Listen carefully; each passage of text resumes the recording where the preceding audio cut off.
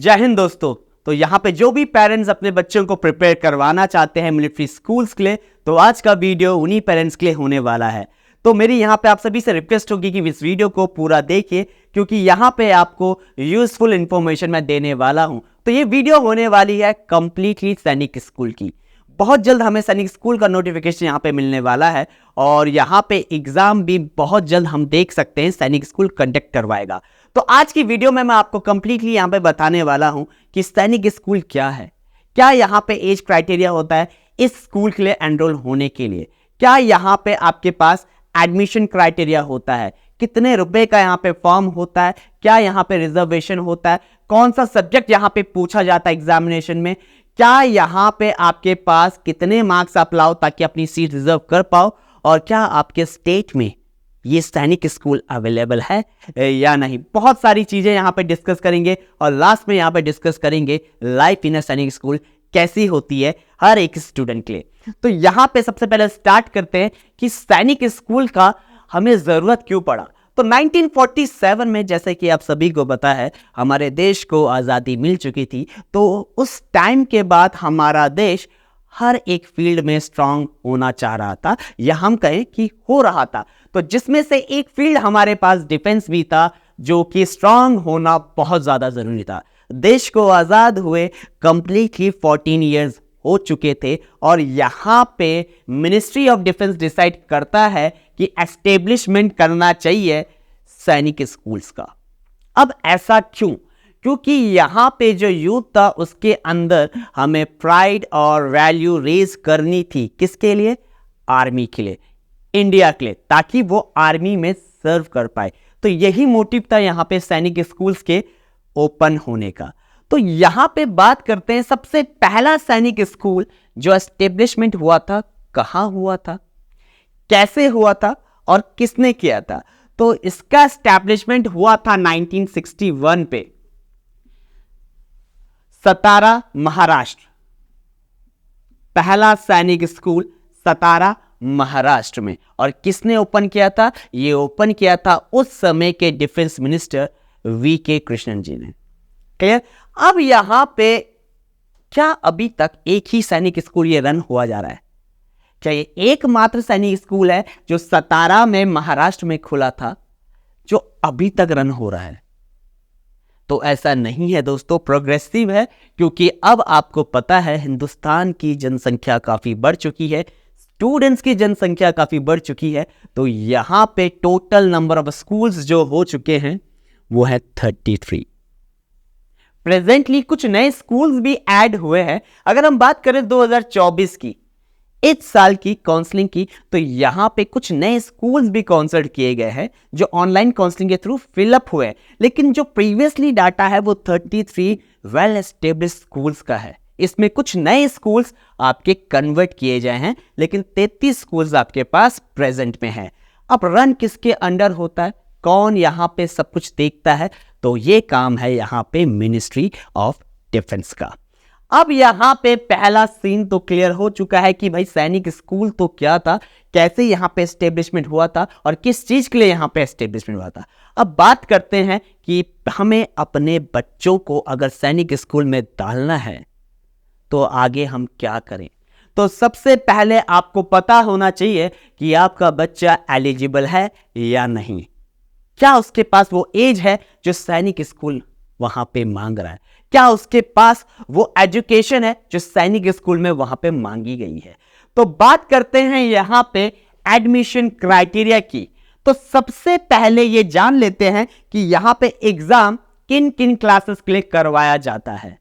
तो यहां पे एग्जाम सिर्फ 2 ही क्लास के लिए कंडक्ट करवाया जाता है, जो होता है class 6 and class 9। In 2 class के अलावा यहां पे एग्जाम कंडक्ट ही नहीं होते। अब एक और वन डाउन यहां पे क्वेश्चन आता है माइंड में कि हमारे बच्चे जिस स्कूल्स में पढ़ रहे हैं वहां तो एलकेजी भी है, यूकेजी भी है, फर्स्ट भी है, तो इन स्कूल्स में एडमिशन क्यों नहीं, या इन क्लासेस में एडमिशन क्यों नहीं? तो इसका आंसर सिंपल है, सैनिक स्कूल स्टार्ट होता है 6 to 12। सैनिक स्कूल में पहली क्लास जो रन कराई जाती है वो है यहाँ पे क्लास 6, और जो लास्ट क्लास है वो है यहाँ पे क्लास 12। तो यहाँ पे सिर्फ दो ही क्लास के लिए एडमिशन कराया जाता है, क्लास 6 एंड क्लास 9। अब एज क्राइटेरिया क्या है यहां पे क्लास 6 का? तो क्लास 6 के लिए बच्चा होना चाहिए 10 to 12 इयर्स ओल्ड। अगर आपका बच्चा इस एज गैप में पढ़ रहा है या इस एज गैप में आ रहा है तो आप उसे फुली प्रिपेयर करवा सकते हैं सैनिक स्कूल के लिए। दूसरा, 9th की अगर हम बात करें तो ये एज गैप हो जाता है 13 to 15 इयर्स। क्लियर? अब यहां पे बात करते हैं फीस कितना होगा। जी हां, सैनिक स्कूल का अगर फॉर्म आ जाए तो हम क्या एक्सपेक्ट करें कि इसका फीस कितना है और कितना हमें यहां पे पेमेंट करना होगा इस फीस को भरने के लिए या इस फीस को लेने के लिए या इस फॉर्म को भरने के लिए। तो सबसे पहले क्लियर चीज, यहां पे आपके पास जो फीस होता है वो होता है 650/500। ओके, अब ये /500 क्यों? 650 रुपए यहां पे चार्ज किए जाते हैं जनरल कैटेगरी से और 550 रुपए यहां पे चार्ज किए जाते हैं आपके पास SC और ST कैटेगरी से। बाकी जो भी यहां पे सैनिक स्कूल के फॉर्म को भरेगा उन सभी को यहां पे 650 रुपीज पे करने होंगे। अब मूव करते सबसे बड़ा प्रश्न जो हर किसी के माइंड में यहां पे आ रहा होगा, पेरेंट्स के माइंड में यहां पे आ रहा होगा, सर मेरी तो बेटी है, मैं क्या करूं? क्या मैं भी अपनी बेटी को एनरोल करवा सकता हूं सैनिक स्कूल में? तो जी हां, आंसर है यस। यहां पे 2021 से लड़कियां भी एनरोल हो रही हैं सैनिक स्कूल में। तो यहां पे लड़कियां भी क्लियरली पास आउट हो सकती है सैनिक स्कूल से। अब 6th में एडमिशन ले सकती है, 9th में एडमिशन ले सकती है और अच्छे एग्जाम देकर अपना पास आउट होकर आर्मी में सर्व भी कर सकती है। और यहां पे एक कंप्लीट सैनिक स्कूल गर्ल्स के लिए खुला भी है जिसके बारे में हमने यहां पे वीडियो भी बनाया था। वो करंटली अभी स्टैब्लिश्ड है यूपी में। ओके, तो आप यहां पे वो वीडियो भी देख सकते हैं हमारी। अब बात करते हैं यहां पे बोर्ड कौन सा रन होता है। हमारे बच्चे जो यूजुअली अभी पढ़ रहे हैं सर, वो पढ़ रहे हैं ICSE बोर्ड में, वो पढ़ रहे हैं CBSE बोर्ड में। जी हां, मेरा बच्चा पढ़ रहा है इंटरनेशनल बोर्ड में, मेरा बच्चा यहां पे पढ़ रहा है स्टेट बोर्ड में। तो क्या उसे यहां पे एंट्रेंस मिलेगा? जी हां, सबको यहां पे एंट्रेंस मिलेगा, लेकिन एग्जाम सिर्फ एक ही बोर्ड करवाता है यहां पे, यूजुअली 10th और 12th के, क्योंकि यही 2 मेन क्लासेस होती हैं और वो बोर्ड होता है यहां पे CBSE। तो CBSE यहां पे कंप्लीटली 10th और 12th के एग्जाम करवाता है। क्या इन एग्जाम में कोई डिफरेंस हमें देखने को मिलेगा? लेट्स से यहां पे किसी का स्टूडेंट या किसी का बच्चा है जो 10th क्लास के पेपर दे रहा है, उसके मैथ्स क्लास में कुछ पर्टिकुलर क्वेश्चंस आ रहे हैं, क्या सैनिक स्कूल के पास भी वही क्वेश्चंस आएंगे? तो आंसर है यस, सैनिक स्कूल के पास भी वही क्वेश्चंस आएंगे, क्योंकि यहां पे बोर्ड क्या है, यहां पे सिंपली बोर्ड आपका CBSE है, तो सेम क्वेश्चंस का यहां पे पैटर्न आपको देखने का मिलेगा। नेक्स्ट, यहां पे ये एग्जाम कंडक्ट कौन करवाता है? इन एग्जाम को कंडक्ट करवाती है एक एजेंसी जिसे हम कहते हैं नेशनल टेस्टिंग एजेंसी। ये एग्जाम नेशनल टेस्टिंग एजेंसी के थ्रू करवाया जाता है। सर, अब अगला क्वेश्चन यहां पे अराइज होता है, हमें तो हिंदी नहीं आती, हमें तो इंग्लिश नहीं आती, तो अगला स्टेप क्या हम ये फॉर्म भर पाएंगे? क्या मेरा स्टूडेंट ये फॉर्म भर पाएगा? क्या मेरा बेटा ये फॉर्म भर पाएगा? क्या मेरी बेटी ये फॉर्म भर पाएगी? तो आंसर है यस, यहां पे आप ये फॉर्म फिलअप कर सकते हैं, क्योंकि यहां पे सैनिक स्कूल का एंट्रेंस एग्जाम होता है टोटल 13 लैंग्वेज में।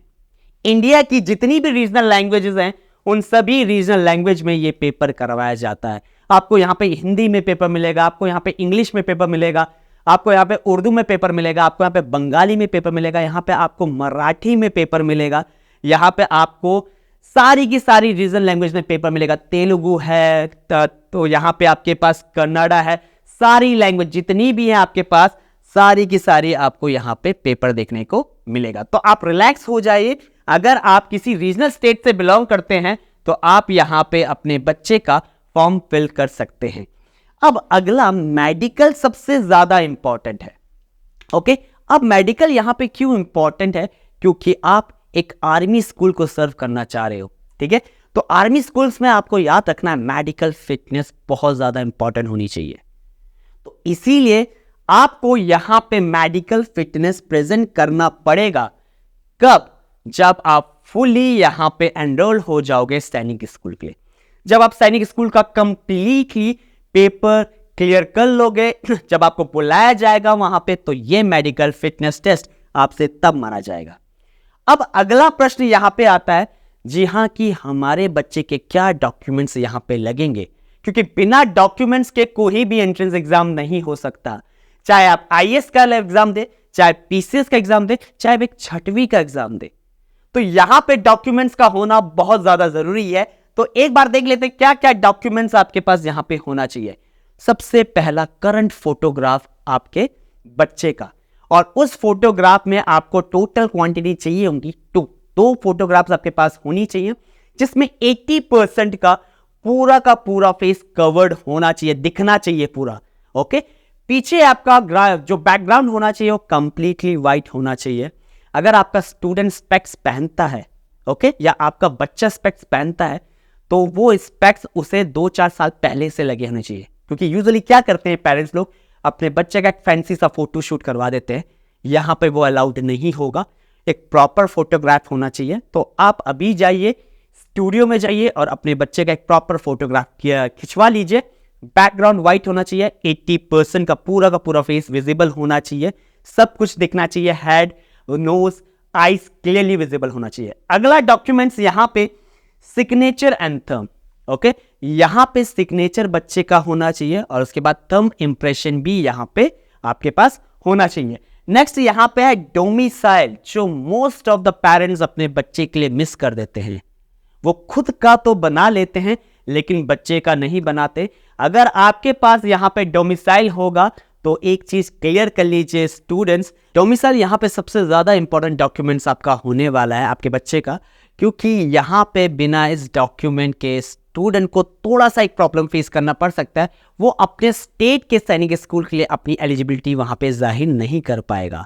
तो इसीलिए डॉक्यूमेंट आपके पास होना चाहिए। इन केस अगर आपके बच्चे के पास एक डॉक्यूमेंट नहीं है तो आप जल्दी से इस डॉक्यूमेंट को बना लीजिए, क्योंकि ये आपका बहुत टाइम कंज्यूम करेगा, इसमें आपको बहुत टाइम लगने वाला है। तो बेटर है आज ही आप ये स्टेप उठाइए और अपना डॉक्यूमेंट यहाँ पे बेटे का या बेटी का डोमिसाइल जल्द से जल्द क्लियर हो। उसके बाद डेट ऑफ बर्थ सर्टिफिकेट, जो भी होता है डेट ऑफ बर्थ सर्टिफिकेट, आपका बच्चा जिस डेट पे यहाँ पे उसका बॉर्न हुआ है उसी डेट का डेट ऑफ बर्थ सर्टिफिकेट होना चाहिए।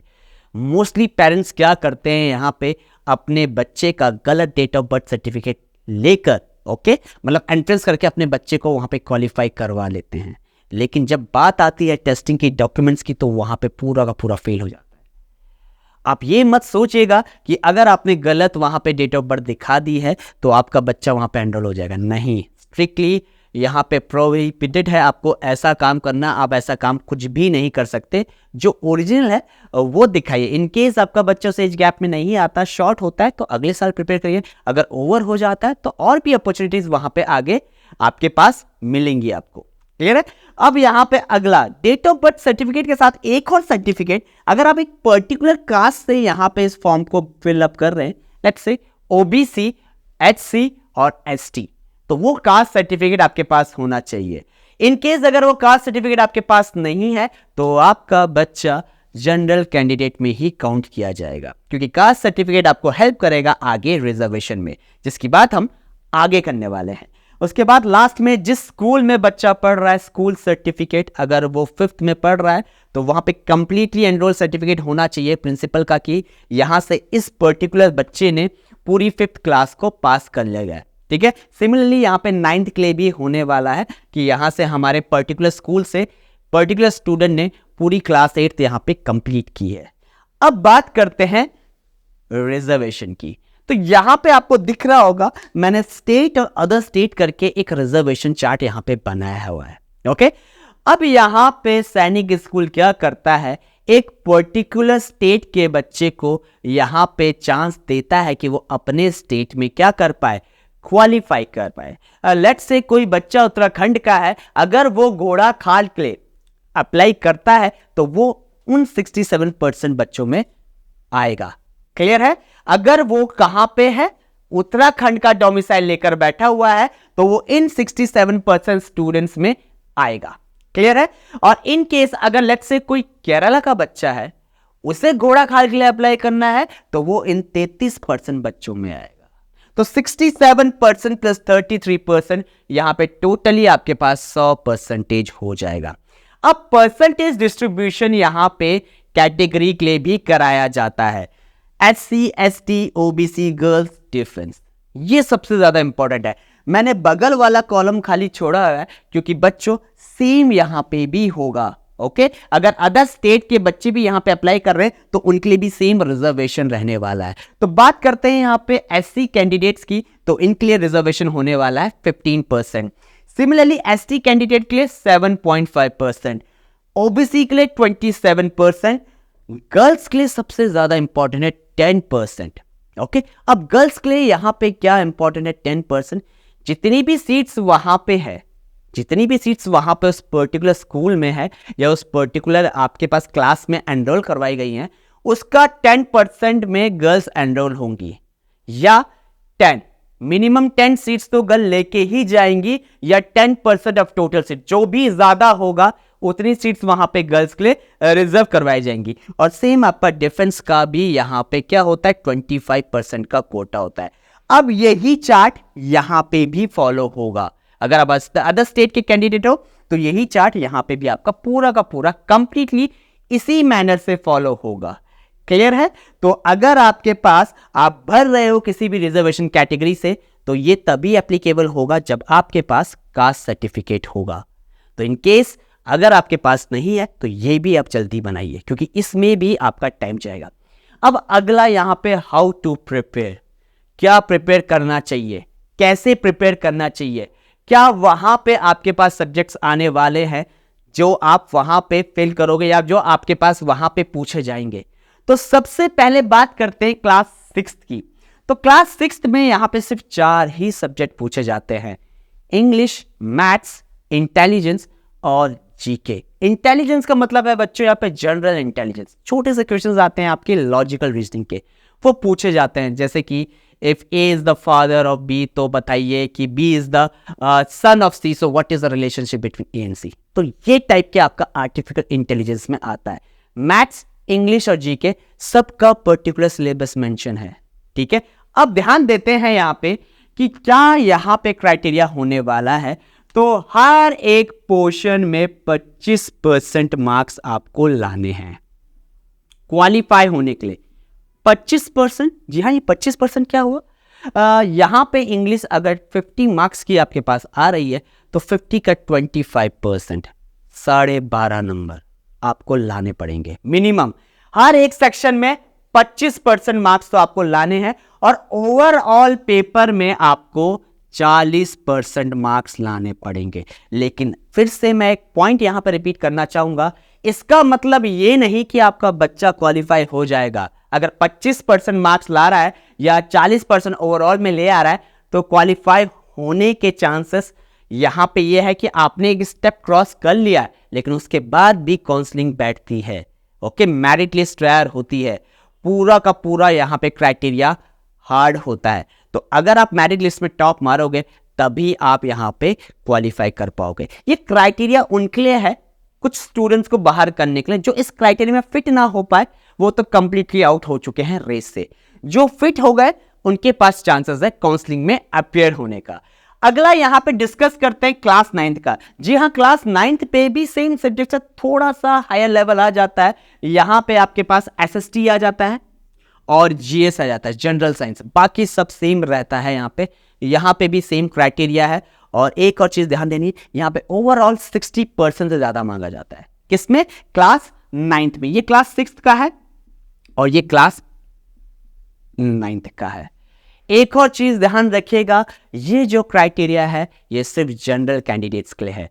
SC, ST, रिजर्व कैंडिडेट्स के लिए कोई भी ऐसा क्राइटेरिया नहीं है।